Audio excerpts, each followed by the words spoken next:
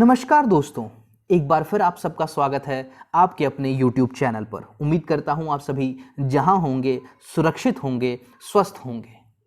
जब भी कोई नया इन्वेस्टर मार्केट में कदम रखता है तो उसके मन में एक सवाल ज़रूर आता है कि किन तरह के स्टॉक्स को खरीदा जाए और अपना पोर्टफोलियो बनाया जाए। पोर्टफोलियो क्या होता है? बेसिकली जो भी आप स्टॉक्स खरीदते हैं उस कलेक्शन को या फिर उन स्टॉक्स को एज अ होल हम पोर्टफोलियो कहते हैं। कई इन्वेस्टर्स ऐसे होते हैं जिनके पोर्टफोलियो में 4 से 5 स्टॉक्स होते हैं, उसे हम मुख्यतः कंसंट्रेटेड पोर्टफोलियो कहते हैं। वहीं दूसरी ओर कई ऐसे इन्वेस्टर्स होते हैं जिनके पोर्टफोलियो में 25 से 30 स्टॉक्स होते हैं, जिसे डाइवर्सिफाइड पोर्टफोलियो भी कहा जाता है।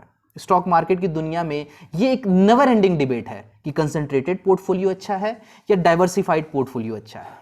इस विषय पर मेरी अपनी व्यक्तिगत क्या राय है वह तो मैं किसी और दिन बताऊंगा, पर हो सके तो आप हमें जरूर बताइए कि आपको क्या लगता है कि एक कंसंट्रेटेड पोर्टफोलियो बेहतरीन रिटर्न्स दे सकता है या फिर एक डाइवर्सिफाइड पोर्टफोलियो, और रीजन के साथ बताइएगा। आज के वीडियो का जो मुख्य उद्देश्य है वो ये कि हम अपने पोर्टफोलियो को कैसे डिजाइन करें, उस पोर्टफोलियो की क्या खासियत होनी चाहिए और उनमें हम किस तरह के स्टॉक्स को शामिल करें जिससे हमारा इन्वेस्टमेंट सेफ भी रहे और कंसिस्टेंटली अप्रिशिएट भी होता रहे।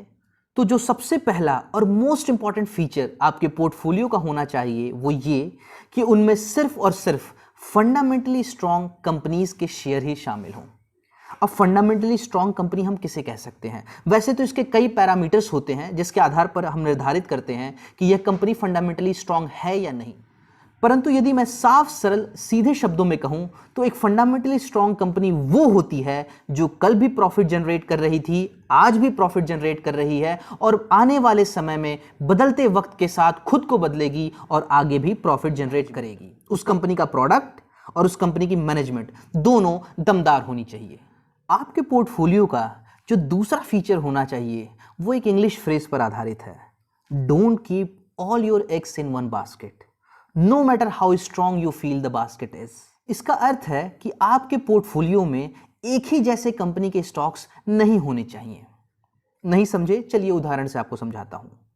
यदि आपके पोर्टफोलियो में अच्छी अच्छी कंपनियां हैं जैसे कि SBI, HDFC bank, Kotak bank, Muthoot finance, ये सारी कंपनीज वैसे तो बहुत ही अच्छी हैं और फंडामेंटली स्ट्रांग भी है, बट आपके पोर्टफोलियो में एक कमी रहेगी क्योंकि ये सारी की सारी कंपनीज फाइनेंशियल सेक्टर को कैटर करती हैं और भगवान न करे, खुदा न खास्ता, यदि फाइनेंशियल सेक्टर से रिलेटेड कोई एक भी बुरी खबर आ गई, छोटी सी भी बुरी खबर आ गई, तो ये सारे के सारे स्टॉक्स एक साथ गिरेंगे और आपका पोर्टफोलियो नेगेटिव में चला जाएगा। तो ऐसे में आपको चाहिए कि आपके पोर्टफोलियो में हर सेक्टर के स्टॉक्स मौजूद हों, चाहे वो फार्मा हो, एग्रोकेमिकल हो, केमिकल हो, IT हो, फाइनेंशियल हो, बैंकिंग हो, ऑटोमोबाइल हो, कमोडिटी हो, हर सेक्टर का रिप्रेजेंटेशन आपके पोर्टफोलियो में होना चाहिए। ऐसा करने से आपका पोर्टफोलियो सेल्फ बैलेंसिंग मोड में चला जाता है। जो भी मार्केट के उतार चढ़ाव होते हैं वह स्वयं ही उनको देख लेता है। आपके पोर्टफोलियो की तीसरी खूबी होनी चाहिए यूनिफॉर्म एलोकेशन ऑफ मनी। ऐसा नहीं होना चाहिए कि किसी कंपनी में आपने 10,000 रुपए इन्वेस्ट कर दिए हैं और किसी कंपनी में मात्र 500 रुपए इन्वेस्ट किए हैं।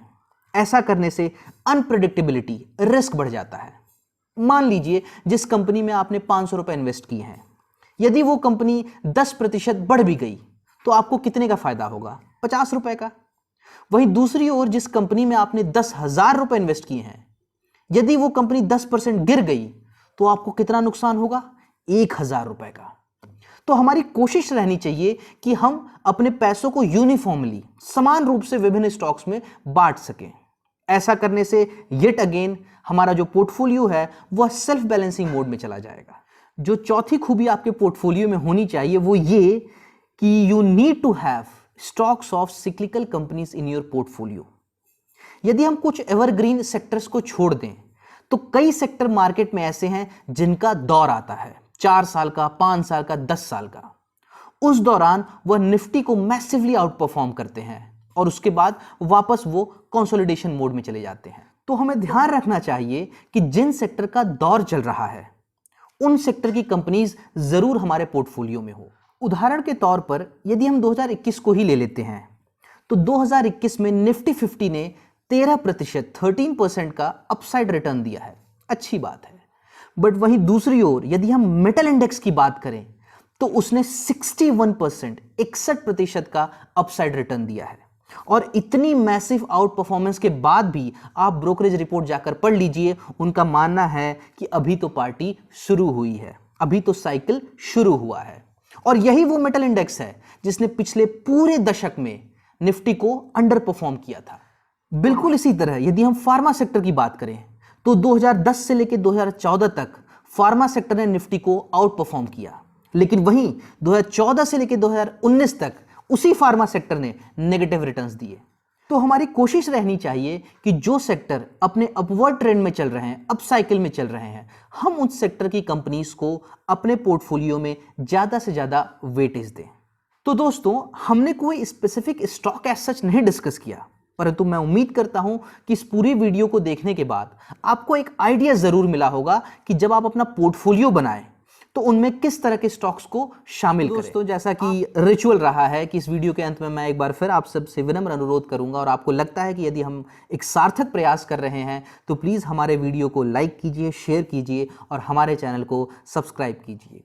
और हाँ, यदि आपके मन में स्टॉक मार्केट के प्रति कोई भी सवाल है, यदि आपको स्टॉक मार्केट का एस भी नहीं पता परंतु आप शुरुआत करना चाहते हैं, तो आप हमसे बिंदास संपर्क कर सकते हैं।